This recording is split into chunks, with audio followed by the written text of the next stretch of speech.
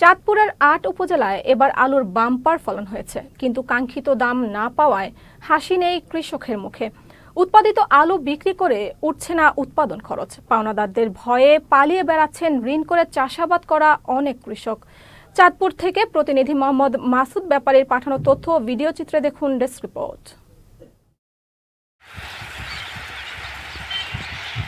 আবহাওয়া অনুকূলে থাকায় চাঁদপুরের বিভিন্ন উপজেলায় এবছর আলুর বাম্পার ফলন হয়েছে।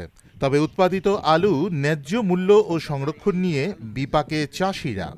গেল বছর আগাম আলুর ভালো দাম পাওয়ায় এবার দ্বিগুণ জমিতে আলু চাষ করেছেন স্থানীয় কৃষকরা। বিভিন্নভাবে ঋণ নিয়ে আলু চাষে বিনিয়োগ করেছেন অনেক কৃষক, কিন্তু কাঙ্ক্ষিত দাম না পাওয়ায় হতাশার ছাপ বেশিরভাগ চাষির মুখে।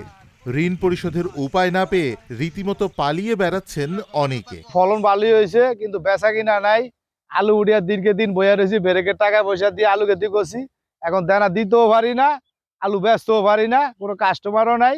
কোলেস্টোরও নিয়েও রাখতে পারি না, কোলেস্টোরও আলু জাগা হয় না। গত বছর কিস্তি উড়িয়ে আলু খেতি করছি, ফলন পাইছি, টাকা পাইছি।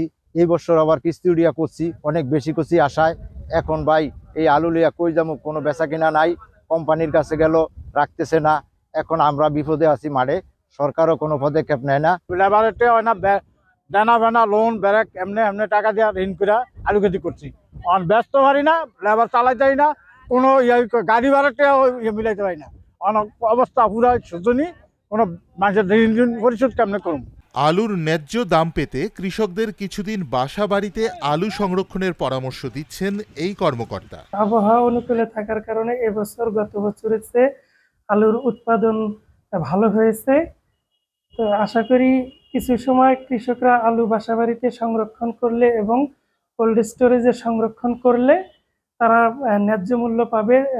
দিন দিন আলুর দাম বৃদ্ধি পাচ্ছে, আশা করি কৃষক খুব বেশি ক্ষতিগ্রস্ত হবে না।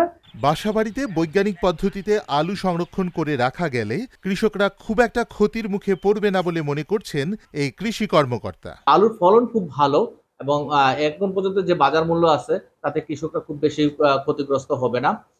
এবং এই আলুর বাজার মূল্য কিন্তু দিন দিন বৃদ্ধি পাচ্ছে। আমরা কৃষকদেরকে পরামর্শ দিচ্ছি বাড়িতে বৈজ্ঞানিক পদ্ধতিতে আলু সংরক্ষণ করে রাখা এবং কোল্ড স্টোরেজ গুলোতেও আলু সংরক্ষণ করে রাখার জন্য, যাতে তারা ভবিষ্যতে ভালো বাজার মূল্য পেতে পারে।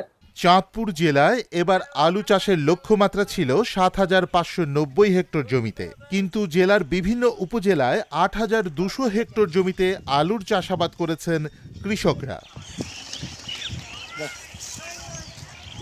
Channel S news desk.